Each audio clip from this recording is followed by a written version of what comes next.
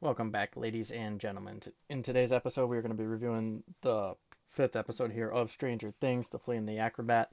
Um, Still in season one here. There's 8 episodes. We're going to go through all that, see how things pan out, and then we'll see if we go through the rest of the seasons or not. But it does drop here in just 3 days. So, yes, the new ones would be super down the line, like a month and a half down the road, but that's fine. I'm okay with that. But nonetheless, we're going to dive on into this. This is an episode where we see Jim Hopper kind of finally believing Joyce further and further. His house was bugged, so he has to go through his entire house after getting knocked out and kind of depict everything that happened to his house because they know he's being monitored now.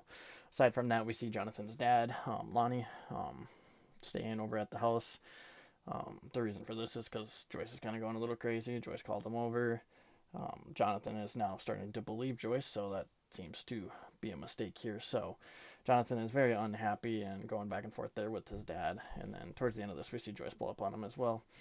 After that, we kind of see just a few small things happen throughout this episode. I think the biggest thing happening in this episode is Will's funeral, in a sense, where they hold a memorial for him.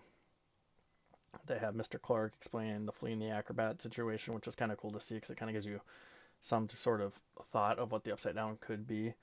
After that, we see Nancy and Steve talking back and forth. Steve's apologizing, making sure everything's good between them because he feels bad. Nancy's preparing with the bat because her and Jonathan are going to go and try to hunt the Demogorgon.